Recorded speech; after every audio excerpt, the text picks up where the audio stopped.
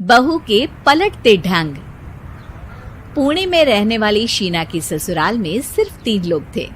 इस वजह से घर में ज्यादा काम नहीं होता था, तो वो दोपहर तक अपना सारा काम खत्म कर लेती थी। लेकिन उसके बाद वो बोर हो जाती। इस वजह से उसने शिनचैन कार्टून देखना शुरू कर दिया, जो धीरे धीरे उसके व्यवहार पर इतना इफेक्ट करता गया कि वो खुद भी शिनचैन जैसी ही बातें करने लगती है। एक रात डिनर करते हुए, अरे बहू, जरा अचार तो देना। ओहो ससुमा, आपसे इतना काम भी नहीं होता। इस तरह तो आप जल्दी जल्दी बुढ़िया हो जाओगी। अरे शीना, ये तुम कैसे बात कर रही हो? आपको तो कुछ भी समझ में नहीं आता। ये शीना का शिनचैन स्टाइल है। ऐसा बोलकर शीना वहाँ से चली जाती है।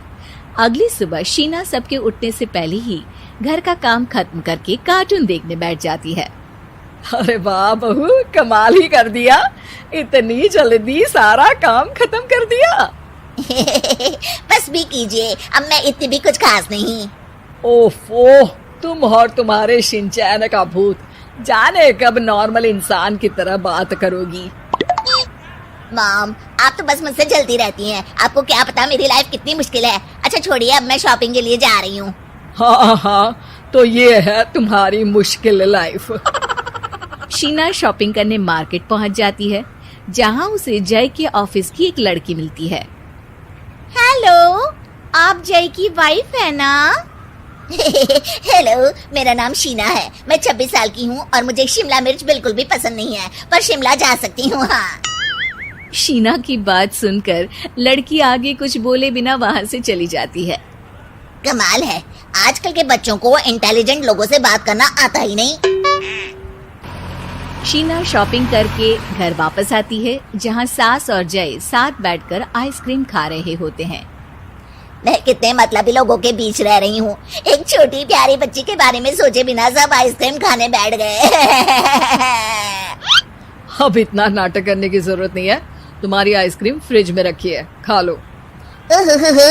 आइसक्रीम, मैं आ रही हूँ। इसी तरह दिन बीतते हैं। अभी तक तो घर में सारे लोग शीना की हरकतों से परेशान हो चुके होते हैं। एक शाम उनके घर पड़ोस के अंकल आते हैं, जिन्हें देखते ही शीना बोल पड़ती है। हेलो अंकल, आज आप यहाँ? ये कह रही है आप यहाँ बैठिए, हम अभी आते हैं। ऐसा बोलकर शीना की सास उसे लेकर रसोई में चली जाती है। अरे वो तुम्हारी पापा की उम्र के हैं, उनकी इंसल्ट तो मत करो। आपको तो बस अपनी ही खुशी दिखाई देती है। शीना के ऐसे बोलने पर सास हैरान रह जाती है और शीना बाहर आकर अंकल से कहती है, तो अंकल, आज आप क्या लेने आए हैं? या फिर बस सासू माँ को देखने का बहाना चाहिए? वैसे ये इतनी भी अच्छी नहीं है, पूरा समय मुझे डांटती रहती है और कभी कभी तो खाना भी नहीं देती। अंकल हैरानी से उसकी ओर देख रहे हैं। तभी उसकी सास वहाँ आती है। अरे शीना, इतना झूठ मत बोलो, मैंने कब तुम्हें खाना नहीं दिया? अरे ऐसा बोलोगी तो तुम्हें आज रात का खाना सच में नहीं मिलेगा। देखा, मैंने कहा था ना, बच्ची पर जुल्म करती है। आप मुझे अपने घर ले चलो अंकल। इस तरह दोनों सास बहू में तू मैं शुरू हो जाती है, जिसे देख अंकल तो डर कर भाग जाते हैं, लेकिन वो दोनों चुप ही नहीं होती। रात को जय के घर वापस आने पर सास उसे शीना की सारी बात बताते हुए कहती है, अरे इसके सर से कार्टून का भूत तो उतारना ही पड़ेगा। मौका या वक्त कुछ देखती ही नहीं, बस बकवास शुरू कर देती है। बात तो आपकी सही है, पर क्या करेंगे? अरे कार्टून देखकर ऐसी बनी है तो इसकी कार्टून ही बंद कर दो। हाँ, कार्टून बंद करके कुछ समझदारी वाली चीजें दिखाते हैं। जियोग्राफी दिखाना शुरू कर दो ना, क्या पता कुछ अकल आ जाए। हाँ, नाइस आइडिया माँ। इस पर जय केबल टीवी पर ज्योग्राफी छोड़कर बाकी सारी चैनल बंद करवा देता है, पर शीना भी किसी से कम नहीं होती। ओहो पतिदेव, अपने आप को बहुत स्मार्ट समझते हो। शीना मोबाइल पर YouTube ऑन करके उस पर शिनचैन देखने लगती है। शीना की इस स्मार्टनेस को देखकर जय तो बेचारा सर खुजलाता ही रह जाता है। हमने इसे जरूरत से ज्यादा अंडर एस्टिमेट कर दिया, अब क्या करें माँ? अरे इंटरनेट बंद करवा दे बेटा।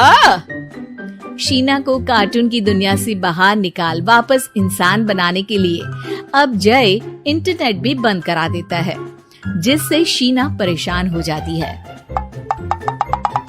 सब मेरी खुशी से जलते हैं, पर अब क्या करूं? शीना सोच में पड़ जाती है, लेकिन कोई आइडिया नहीं मिलता, जिस पर मजबूरी में वो ज्योग्राफी देखना शुरू कर देती है। लगता है अब कुछ ही दिनों में इसके सिर से शिनचैन का भूत उतर ही जाएगा। हाँ बेटा, उम्मीद तो यही है।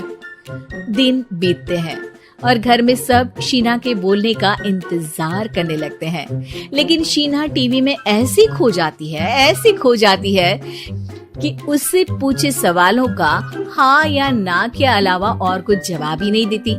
देखते ही देखते हफ्ता बीत जाता है, तो सब्र का बांध तोड़ते हुए जय टीवी बंद कर खुद ही शीना से बात करने बैठ जाता है। क्या बात है शीना, पहले तुम ज्योग्राफी देखने को तैयार नहीं थी, और जब देखने बैठी तो इसके आगे किसी चीज की कोई सूध ही नहीं, ना किसी से बात करनी, ना घर का कोई काम। अरे माँ कब तक अकेले सब कुछ संभालेंगी? अभी भी तुम्हारे सर से शिनचैन का भूत उतरा कि नहीं? जब मादा भालू नर भालू से बात नहीं करती, तो वो उनका ध्यान अपनी तरफ आकर्षित करने के लिए बिल्कुल यही हरकत करते हैं। तुम नर भालू हो। शीना के ऐसा बोलते ही जय और उसकी मम्मी एक दूसरे की तरफ देख सर पकड़कर बैठ जाते हैं।